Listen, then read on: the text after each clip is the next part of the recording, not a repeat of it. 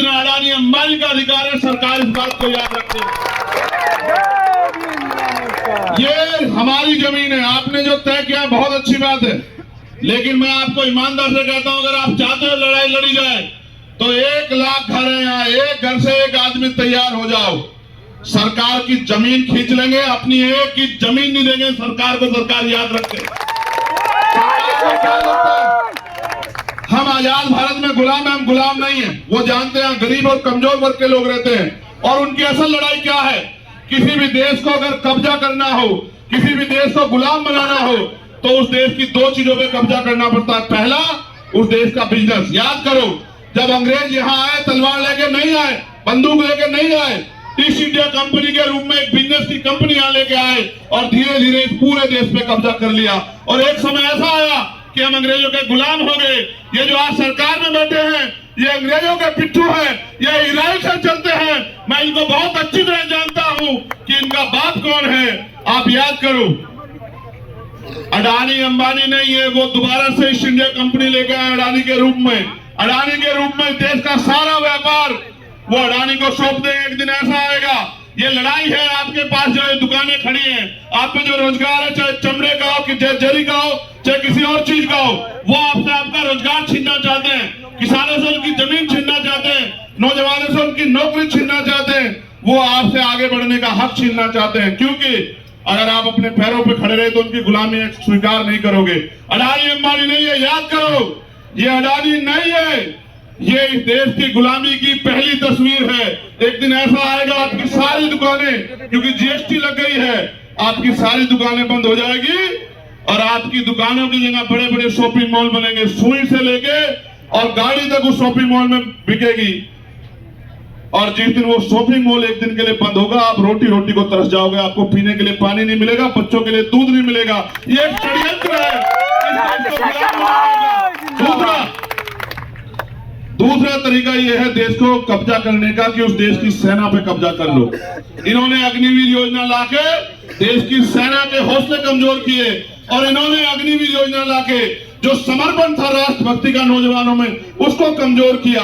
ये चाहते हैं कि सेना में इनकी विचारधारा के लोग रहें, जो ये सेना के जरिए और बिजनेस पे कब्जा करके इस देश के करोड़ों शोषितों, वंचितों, कमजोरों को, मजलूमों को गुलामों जैसा जीवन जीने के लिए मजबूर करें। मगर ये भूल गए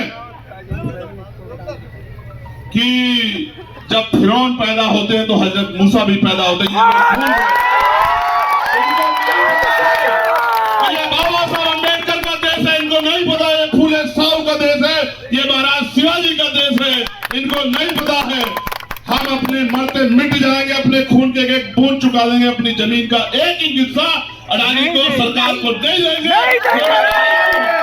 और याद रखना, मैं फिर आपसे कह रहा हूं, देखो ईवीएम के जरिए सत्ता में आ रहे हैं। ईवीएम को में छेड़खानी करने के लिए नेताओं को, अधिकारियों को तमाम तरह की चीजों को खरीदना पड़ता है। उसके लिए पैसा चाहिए। पैसा कहां से आएगा? पैसा आएगा आपकी जमीन छीन के, पैसा आएगा आपका कारोबार छीन के, पैसा आएगा आपके मेहनत की कमाई को लूट खसोट के पैसा आएगा, और उस पैसे के जरिए राज करना चाहते हैं। आप तय कर लो, ये महाराष्ट्र है। महाराष्ट्र पूरी दुनिया को रास्ता दिखाता है, महाराष्ट्र पूरे देश को रास्ता दिखाता है। महाराष्ट्र वो धरती है जिसने क्रांति की ज्वाला पैदा की है। महाराष्ट्र वो धरती है जहाँ भीमा कोरेगांव है। महाराष्ट्र वो धरती है जहाँ चैत्यभूमि है। महाराष्ट्र वो धरती है जिसने गुलामी स्वीकार नहीं की है। मैं आपसे कहना चाहता हूँ, मां जिजाऊ के प्रदेश में, देश में आप लोग घबराओ मत। अगर आप इस लड़ाई को जीतना चाहते हो तो मैं आपको रास्ता बताता हूं। मांगे तो आपकी मांगे। ये लोकतंत्र है। अडानी मालिक नहीं है, मोदी मालिक नहीं है, फडणवीस मालिक नहीं है, मालिक आप हैं। और मालिक से उसकी जमीन कोई छीन नहीं सकता। ये धरती हमारी माँ है और हम अपनी माँ की रक्षा करना जानते हैं। ये बात सरकार जान ले। मैं आपको ये कहना चाहता हूं, जन जागरण अभियान चलाओ। हर घर से एक व्यक्ति तैयार करो। 1 लाख लोग रोज मोर्चा निकालो। 1 लाख लोग रोज सभा करो। अपना जीवन अपनी जमीन के नाम समर्पित कर दो। कुछ दिनों में घुटनों पे आ जाएंगे। आप महसूस करो। किसानों का आंदोलन आपको याद है, 1 साल से ज्यादा किसानों को लगे, 13 महीने वो बैठे रहे। लड़ाई एक दिन में नहीं जीती जाती। लड़ाई जीतने में बहुत समय लगता है। हिम्मत दिखाओ, ताकत पैदा करो, संगठन बनाओ, एकजुट हो जाओ, भाईचारा पैदा करो, और जो दीवारें जाति धर्म के नाम के नफरत की इन्होंने खड़ी की है उनको गिरा दो। एक दूसरे के अपने बराबर में बैठे व्यक्ति की जाति धर्म मत पूछो, उसका हाथ पकड़ लो, भाईचारा पैदा करो और तय कर लो कि यहाँ जो कुछ होगा वो हम तय करेंगे, यहाँ की जनता तय करेगी, धारावी तय करेगी, और धारावी के लोगों को धारावी से कोई निकाल नहीं सकता। अडानी नहीं, अडानी का कोई और जो उसका रिश्तेदार या उसका जो रहनुमा वो भी आ जाए, वो हमसे हमारी जमीन नहीं छीन सकता। ये बात याद रखें।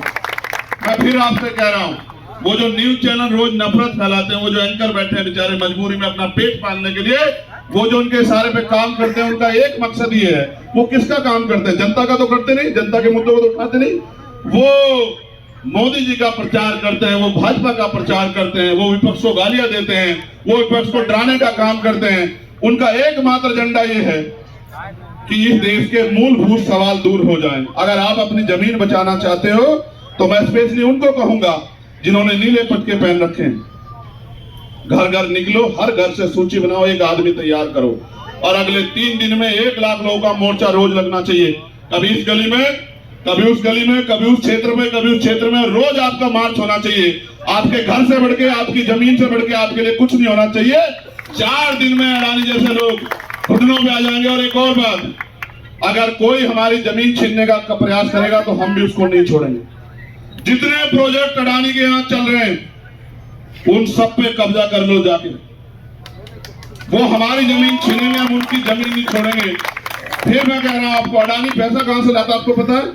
सरकार उसको लोन देती है, जन आपकी टैक्स का पैसा जो बैंकों में जमा है वो पैसा वहां से लेता है, उस पैसे के जरिए सरकार को पैसा देता है। यानी कि जनता का पैसा जनता को देके मालिक अडानी बन गया। बता, सब उसके तोते बन गए, सब उसके साथ चल रहे हैं। कुछ लोग जिंदा हैं जिनका जमीन जिंदा है, वो ना सरकार से डरते, ना जेल से डरते, ना मुकदमों से डरते। मैं तो इंतजार कर रहा हूं कि कब मुझे मुंबई की जेल देखने को मिले।